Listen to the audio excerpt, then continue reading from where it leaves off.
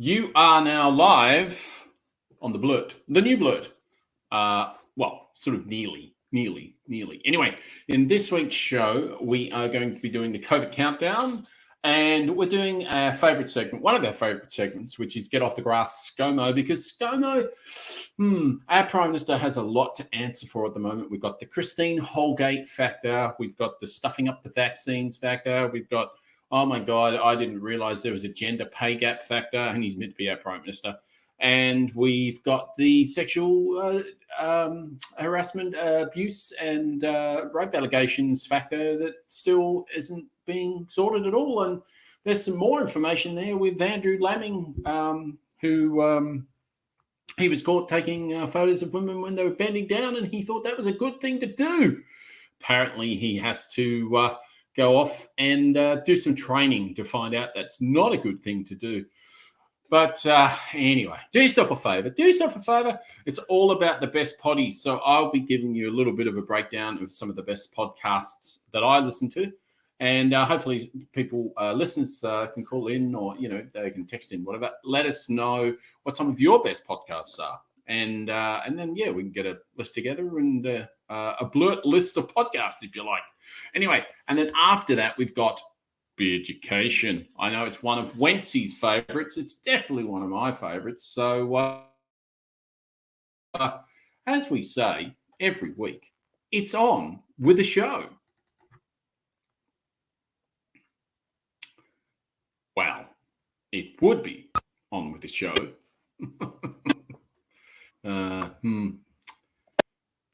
It's yes, it will be very, very, very soon. It will be on with the show. There's no doubt about that. It's hard, you practice these things and you test these things, and they work when you test them. And then when you actually need them to work, they don't work. And it's very frustrating. It's soul destroying, really, to be honest. And, I just really want to just start the show, which would be good. But it's just, is it going to happen? I don't know. We're going to try. It's not looking good, people. Anyway, if you listen to the podcast, you will hear none of what I just said, and you will hear the introduction.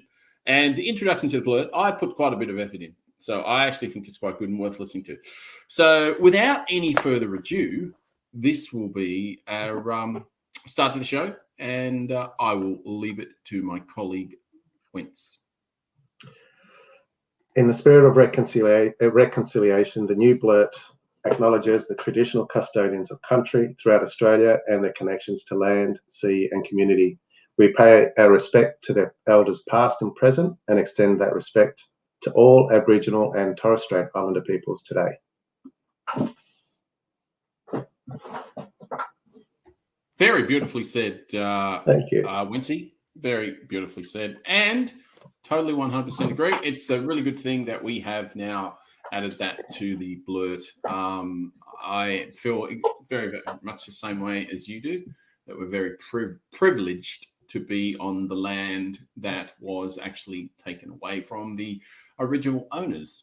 And correct. I'm just happy to say that I did pay for where I am from someone, and I didn't actually physically take it away. But I know that it's not even my ancestors, because I wasn't born here. But the ancestors that were here, etc., etc. And so anyway, I'm glad that we've done the welcome to country as much as we can from a white man's point of view. Perspective, correct. Saying that, nicely done. How are you, Wency? What the hell's going on in Queensland? And, how's life in general? Not too bad. A quiet week, I must admit. But, we're got news today from our state government that we will, the lockdown restrictions will come in, will be lifted early, sorry. So 6 a.m. tomorrow, we don't need masks out in public, which will be great again. So, it's been a long 2 weeks. I hadn't realised you went back to mask wearing. I didn't realise that. Yeah, when we had the 3-day lockdown just before Easter, one of the conditions was once lockdown was lifted, we had all these restrictions like wearing masks in indoor places, public transport, etc., as well as 30. I think it was 30 people in private homes, no more than that for a party or a grouping, and other restrictions in restaurants and bars. So you had to sit down, not stand up, no singing, no dancing. So, oh wow! So, yeah. so was it takeaway time?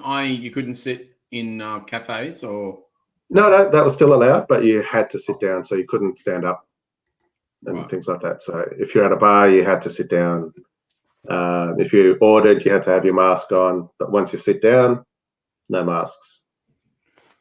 Okay, I didn't actually realise it was that serious, but I think someone did die in Queensland, didn't they, from blood clots from the AstraZeneca vaccine? Is that right? I'm not sure if it was a blood clot. I know someone died overnight or 2 nights ago. Yeah, I haven't caught up on the news on that one, but I know someone did die. I think they were in their 80s. Yeah.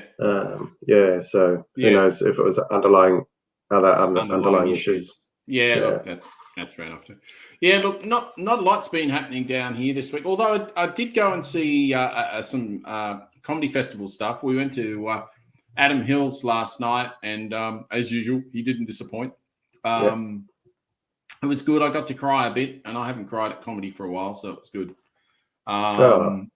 Yeah. What story was he telling that made you cry? And everyone else cry, I assume. No. Not crying in the fact that it was so sad. It was so funny. And you're laughing so hard that you're crying, basically. And then your stomach starts to hurt and all that sort of stuff. Yeah.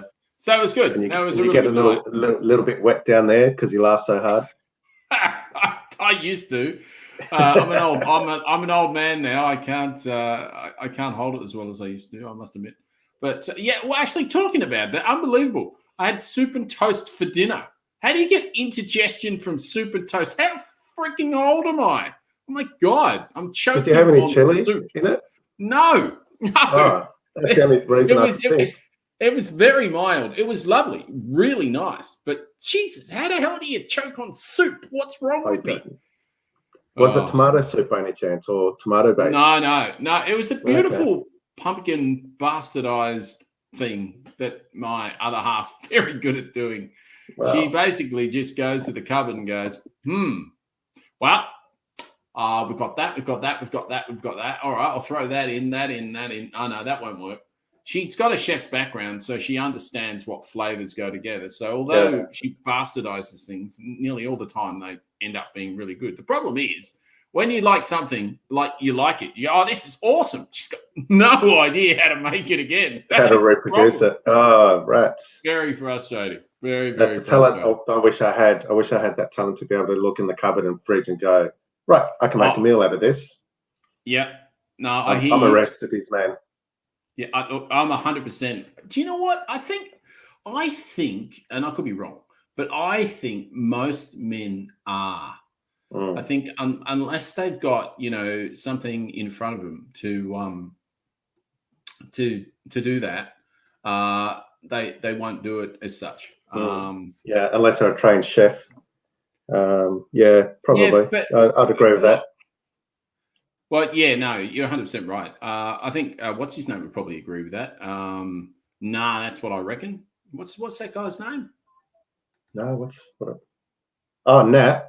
Nat, yeah. On YouTube. Do yourself a favor and go watch that, people. Well, absolutely. He did. You're talking about his TED Talk? No, I know. I did come across that he did a TED Talk recently. I haven't seen it. Yeah. But yes, his YouTube channel is just a cack. Yeah. Oh, right. No, I did. I listened to his his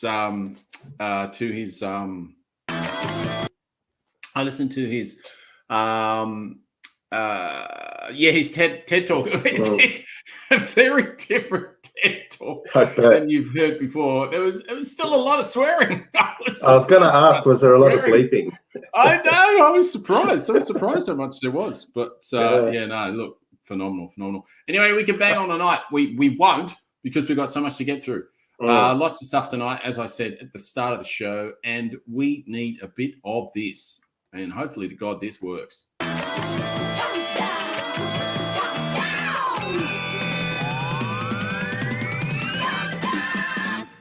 Okay, beautiful. So, well, not beautiful.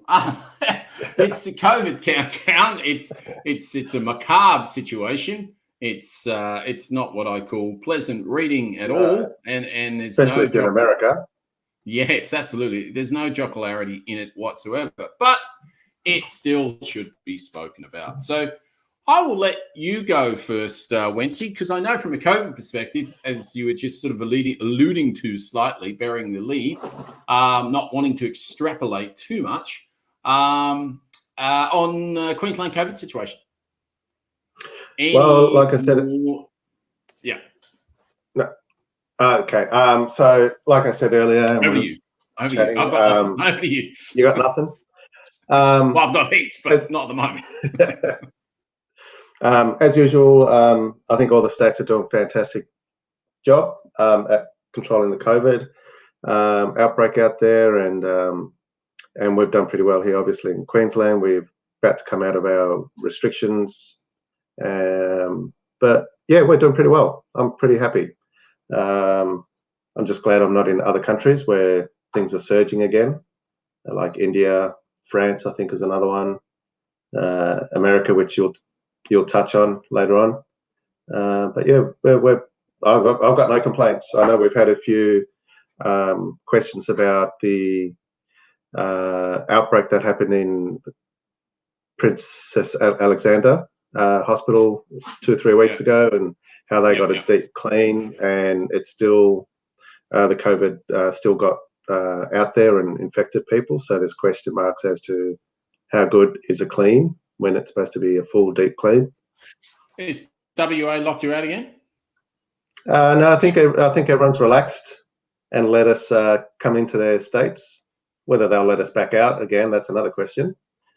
They probably need the numbers in WA. Well, yeah, they will, because they've locked so many people out. Yeah. So, but and they need people to spend money in there. Yeah, that is very true. Well, it's actually interesting you're talking about that. Sorry about that. That's my interjection still, and I didn't want to have that on the Blurt recorded. That wouldn't be great. On the podcast, I'll cut all this out. Don't worry. But those watching live, apologies. That's it. When it's live, I'm sorry about the interjection, but show's got to go on, as they say. Anyway, as they say. Sorry, I apologize. Yes, you were talking about the different countries before. You're talking about, I think, what, France, Italy, etc.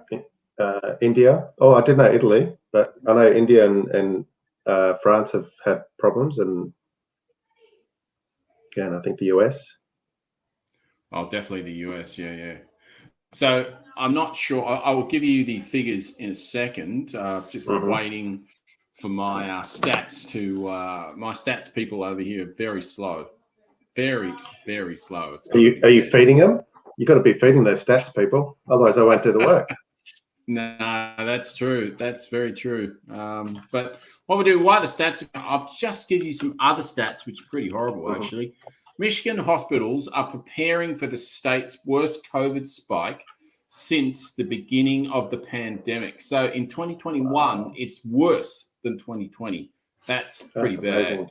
And I heard Michael Moore on an emergency broadcast this week was pleading absolutely in desperation to the governor of Michigan, who is a Democrat, but I don't know if you know, but she was kidnapped before the last election by right-wing nut jobs. And I think that's really, really scared us. So what happened was those right-wing nut jobs, as well as the business community that's pretty red over there, if you like, not red communist, but red Republican, were wanting the business to open up, as some of their nut jobs did here in the middle of the pandemic, etc. Anyway, she was trying to close the schools, open the schools, close the schools, blah blah blah. Yo, don't know where you are, etc., etc. And they were adamant that they needed to open the industry up because obviously they're losing money, blah blah blah. But excuse me, as we know from our lockdown in Melbourne, there is a lot of pain, and there was a lot of pain, but it meant that thousands of people didn't die. Yeah. And that's exactly what's now happened in Michigan, is that they've now, in Michigan, in a certain town where Michael Moore is, their hospital is full. You can't get any more people in there. So have they had high numbers of deaths, or is it just cases? I think it's cases more than deaths at this stage, and I think the only saving grace there is the fact that they've got 4 million vaccines going to arms every day over there. They've done 138 million, I think. That's amazing. And we're struggling to do 1 million in this country. Yeah. It's astonishing. Absolutely astonishing. I heard this evening that on a per capita basis, we are 91st in the world in distributing the vaccine to our people, and we're sitting behind Nepal.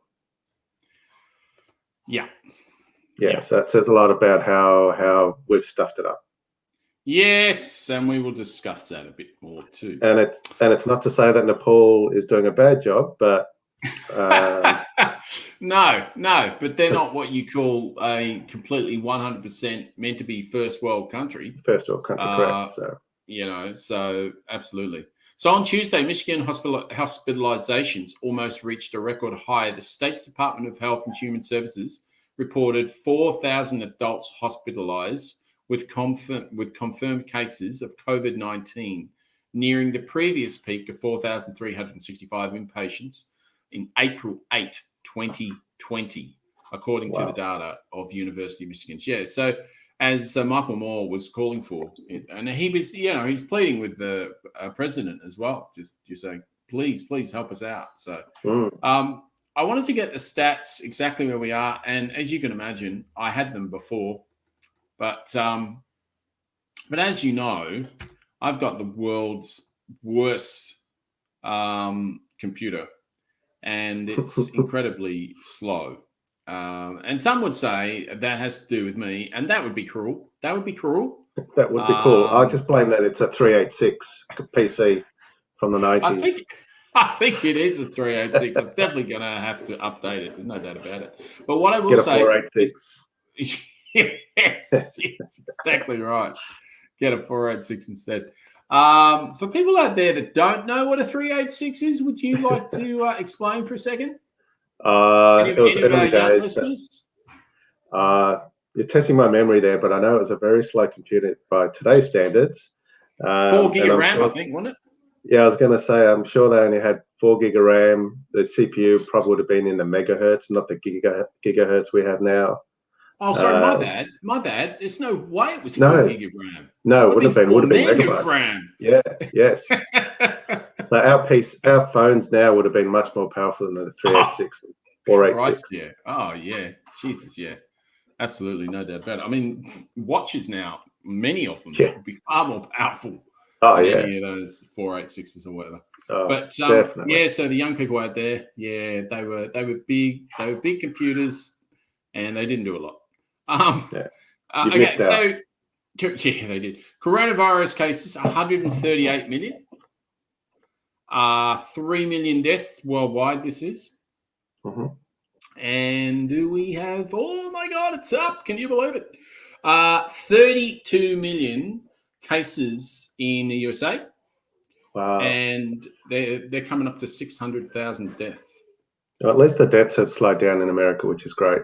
Yeah, because they've been around the 520, 30 for quite a while, which is pretty good. But new cases is 111,547 worldwide. I'm just having a look at active cases in America. So active cases in America is getting up to 7 million, and total recovered is getting up to 24.5 million.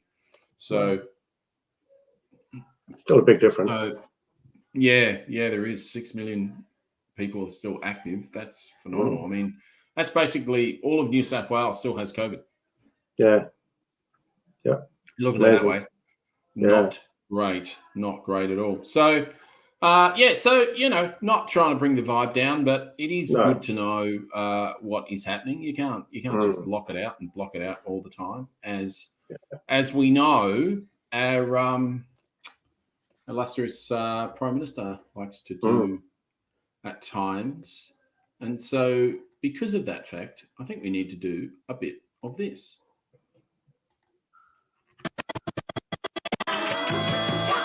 Definitely not that long ago. That one. No, not that one. Try this one.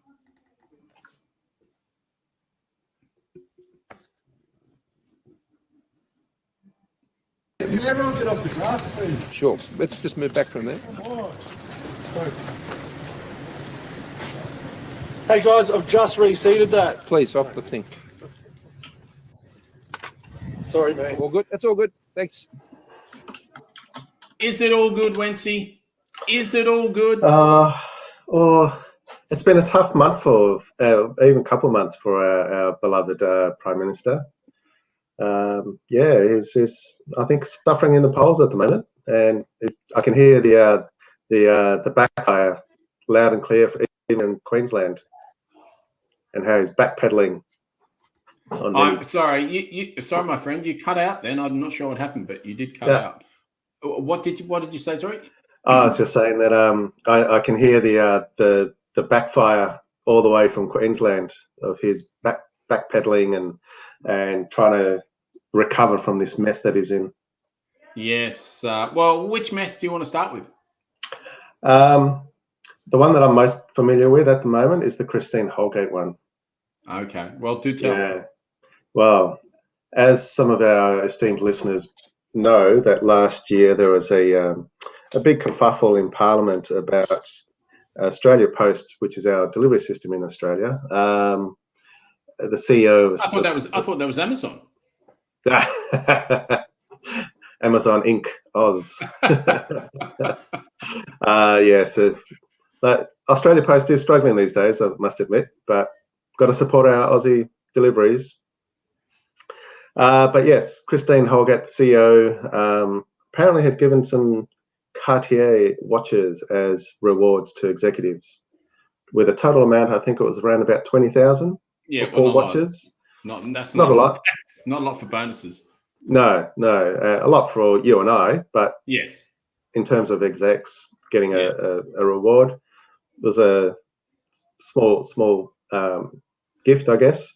Yeah. But of course, Scomo had to take it a couple of steps higher than that, and just publicly humiliated her and told her that she had to resign, because how could she spend taxpayers' money, even though it's a private business, but governed and supported by the government. So yeah, apparently she got pushed. She says she hasn't, she never resigned, but her immediate boss above her, the chairman said, the chairman, basically told her to go. And now, it's all come out in the Senate estimates this week, where she's told that she never resigned. That, so interesting times. You know what I heard from the chairman? I heard him say that Christina Holgate wasn't treated correctly, and she was treated with disdain, but she's not owed an apology by Australia Post. Oh, really? It makes no sense. I'm not sure how you reconcile that. I think he's been a little bit of. Why you being a dickhead for? Stop being a dickhead. Yeah, and I think that's pretty much it. Yeah, that is it. That is exactly right. And the other thing about Christina Holgate is that she was actually able to, if she wanted to, give those bonuses up to $150,000 each. Correct. And she didn't. All she did was do a $5,000 Cartier watch. I mean, I know I get it, but as we spoke, in the reality of exec worlds, etc., that is a small gift. Yeah. And they got millions of dollar contracts. I can't remember what the contract was. I wish I knew.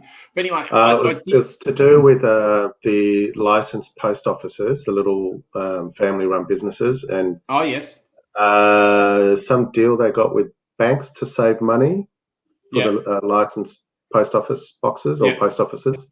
Yeah, oh, so that was right. something they saved about $200 million. Yes, or something to that effect. Yeah, it was millions. Absolutely, it was millions. But I think where it comes down to, I think the nutshell is just basically this is just out and out sexist. It is. This is just Scomo again, showing he's got no idea about can never read the room at all. He can't. He doesn't have a clue. I mean. I heard it the other day. I can't remember who. Oh yeah, it was on the Insiders. That's right. Apparently, our Prime Minister, our illustrious Prime Minister, he didn't know there was a gender pay gap between men and women. Yes. Apparently, he didn't know that 3 weeks ago, and he is the Prime Minister of this country. You and I are just doing this tiny little freaking podcast, and we've known that for years, for decades. I mean, let me guess. Did Jen tell him that was the story? Does he get all of his information from his wife? Yes, I think Jen struck again. Yes, absolutely. Yes, I think she came in. You know, dear, we've been ripped off for years. You know that? Yeah. Unbelievable. You know, shouldn't rape, dear. Shouldn't rape. Not good. Go out. Tell the people that. Seriously. Oh, come on. This is just doing my scone, which means doing my nana, which means doing my head in. Yes. For anyone who's not English out there. But wait.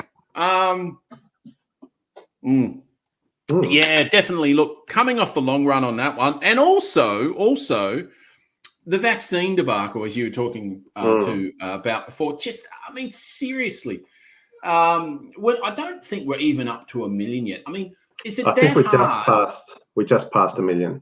Okay, brilliant, excellent. Only 3 million down on what the goal was. Fantastic, well done.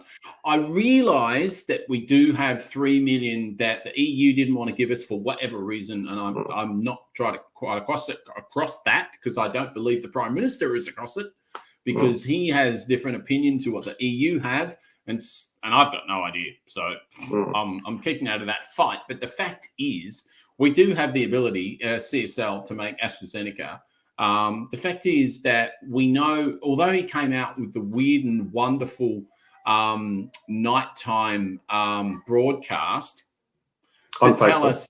Oh no, the live one. Yes, I know what you're talking about. To tell us to be cautious about a drug that has affected like one person or something out of 250,000. Yeah, thanks very much for that, Mr. Risk Averse. Seriously to God, if you were dying. And you just found that information, the first thing you would say is, get me the drug. That's what you'd be saying. Yeah, exactly. I'd be taking those odds. I'd be very happy with those. It's a no-brainer. I don't know how they get the benefits to risk ratio, but they've said that I can't take it because I'm under 50. Well, it's not recommended for me to take it. Yeah, and the risk is just ridiculous. Seriously. So do we have more risk of getting COVID than we do from dying from the vaccine? That's the question we're asking here. Blood clot versus vaccine, or versus not getting the COVID. Yeah, absolutely. Yeah. My poor old mum had 9% chance of living when she found out she had lung cancer years ago, and she lived for another 2 years. So if you've got 1 in 250,000 people, I reckon you're going to probably live a lot longer than that. Yes. And it's not that people have died of the blood clot. It's just they've identified they've got a blood clot and they've been able to deal with it. So as long as you're aware, you're looking out for it. So continue with the rollout. Yeah, absolutely. It's just a debacle. It's a complete and utter debacle. And so they can... Sorry, go for it. Sorry. No, it's just... Go for it. No, you go. No, I go. No, you go. I was just going to say, I'll be lucky if I get it by the end of this year. Mate, I reckon Just one dose. Yeah, mate, we'll all be lucky if we get it in 2021. I don't think so. All I can say is 2022 is election year. Come on, people, grow some cajoles, get these twits out, and actually, you know, I mean, okay, the Labor Party, for whatever reason, may not be the best party in the world. I understand that, but Jesus Christ, they don't rate women as a rule, and they've got 50% of their party that are women, and they've got some fantastic leaders in the front. Some of the stuff that's happened.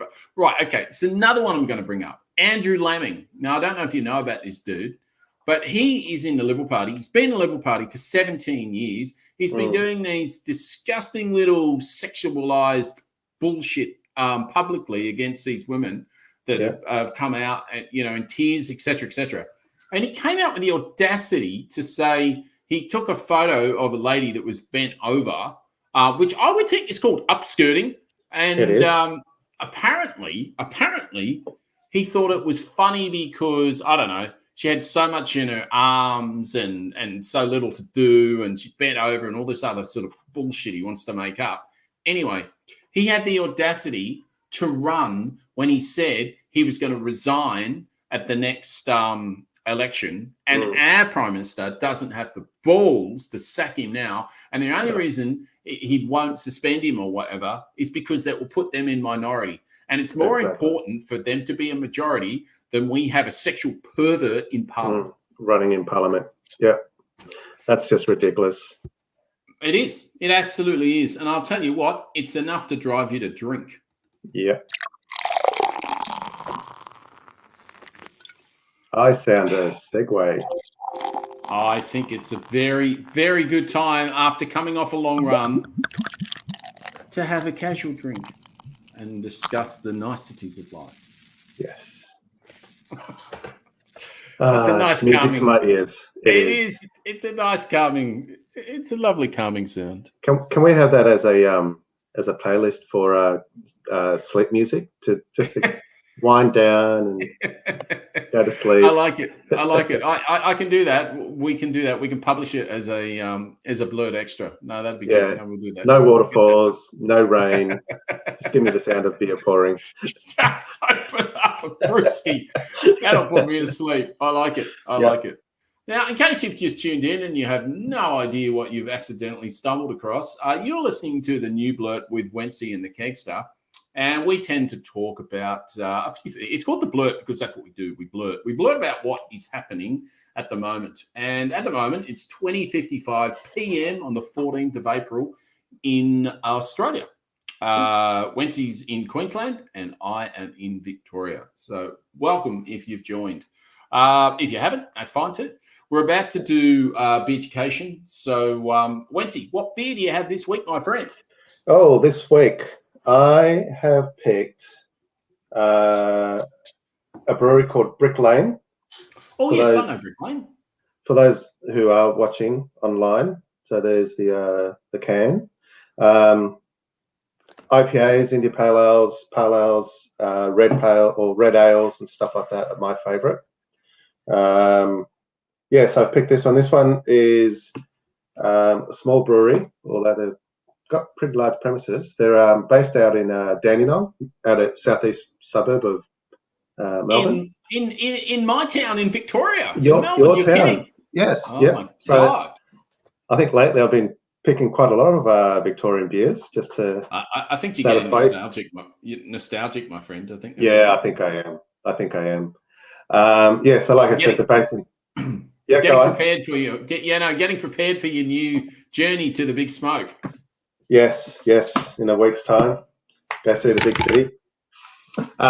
So brewery based in Dandenong, close to where I grew up in my primary and secondary year schools. I grew up in Noble Park, out there in southeast suburbs. That's a nice town. Oh yeah, I knew people in the 3174 gang. So nice. Yes. So they were people you didn't want to mess with. So no. Yes. some of them were Chilean like myself, so I knew just to be careful and be careful what I say and just be a good little boy. So I stayed out of trouble.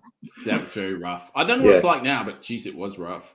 Yeah, it was rough back in the day, 80s, 90s. Yeah. So Brick Lane, they do a variety of beers. They do the obligatory IPAs, draft beers, a bunch of hazies, dark ales, lagers, some red ales, and a big range of sours, including things like passion fruit and mango, which is all the craze at the moment. But tonight I am reviewing the One Love Pale Ale. So, interesting. Yeah, so it's just a pale ale, not an IPA. So this one has a golden. Oh, there's that sound for nighttime sleeping. Oh, but it didn't go on the mic, mate. We didn't get a really good go on that. I'll see if I can. Yeah. This will be a slightly different sound, but we'll just see what we get out of it. Oh, cool. I think that's complete silence. ASMR fail. Yes. So this one is sorry? Cheers to you. Cheers, bud. So this one is a nice golden straw colour. It's quite translucent. So it's not nowhere like a hazy IPA. No, it looks lovely. Very nice. Yeah. It's got a nice smell of or aroma of citrus. Shit. Oh, right. No, citrus. No shit. I haven't tasted it yet, so it could be, but I don't think it will be. So it's meant to have some stone fruit, citrus flavors, bit malty in flavor as well. So I'm just going to give it a bit of a taste and see if I agree.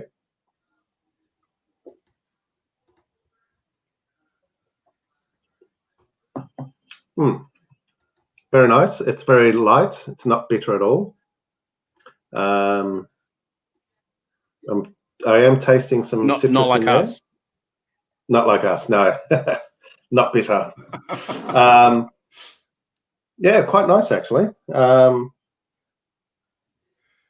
And how many Blurt stars? Blurt stars, I would give it a solid 4. So very, very nice to drink when it's icy cold in middle of summer, I think. Yeah, so very delicious. For those who like the technical specs, it's got an ABV or alcohol content of 4.4%. The malts in there are pale and wheat malt, some rolled unmalted wheat. The hops used is Centennial, Amarillo, which is yellow in Spanish, Mosaic and Galaxy, and the yeast is Chico. So quite an interesting Chico. What does that mean? I don't understand what that means. I have no idea. It sounds cool. Just sounds it does. Cool. It does indeed. It does. Chico. Well, look, thank you very, very much for that detailed rundown of what you're drinking. It's a fantastic colour. I love the colour. I am drinking something that is actually brewed to where we have a little place in the country, and it's in Castlemaine. And it's the brewer is Shed Shaker, and this is a little bit tidbit that you may not know, but Shed Shaker used to be called Castlemaine. It used to be called Castlemaine Brewery. Oh yes, I've heard of them. And then and then Castlemaine 4X got really upset, and they weren't allowed to be Castlemaine Brewery anymore, and so they made another name called Shed Shaker, which makes absolutely no difference because the beer is as good as it was then, and it still is now. So this I'm actually having is I'm not doing that very well. And where's my camera? Oh, it's a red. Yes, it is. It's a Celtic red or Celtic red. Depends how you pronounce it, I suppose. Yeah. Shed Shaker, Celtic red. And I will show you the color, as you can see. Oh, come on. Come on. I can't find my camera. So there you go. Nice. It's almost brown. I mean, almost it's brown, red, I was supposed to say, but it's almost brown. But it's absolutely beautiful. As you can see, it's got a very thick head on it that stays around a bit. You know, a little bit like a Guinness or a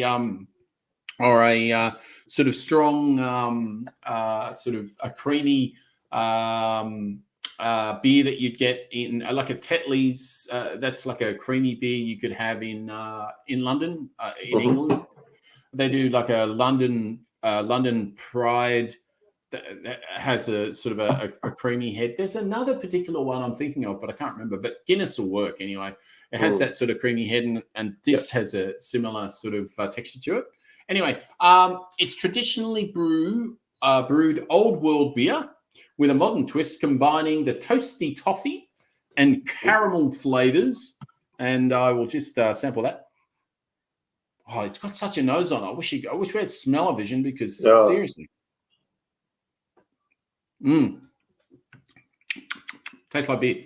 Of an Irish red with the right bright fruity herbal notes of New World Jarralo hops. Again, like you, I have no idea what that is.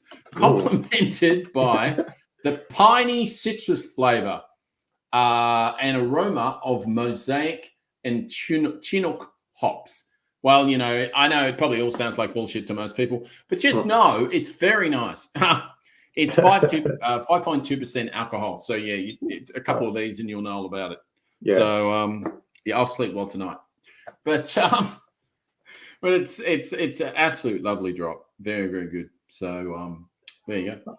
So I'm going to have to keep an eye out for that one out up here in Brisbane. Absolutely. I reckon that's your lot tonight, Blurtsters. We've gone through the gamut of Scomo's issues.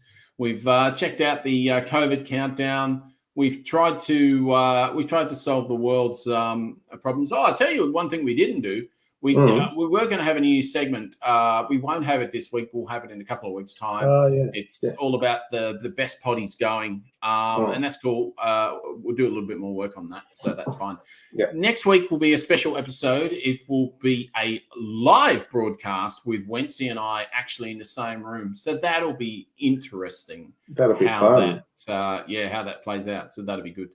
So I'm going to say good night, Wency. Thank you very much. It's been fun, as always. It has been Look very after good. Yourselves. You too, my friend. I will see you next Thursday, live. Live. And I'll talk to you before that. Night, blessers. Good evening, everyone, and have a great day. And we will do an outro if this works. Fingers crossed. Always look on the right side of life. For life is quite absurd, and death's the final word. You must always face the curtain with a bow.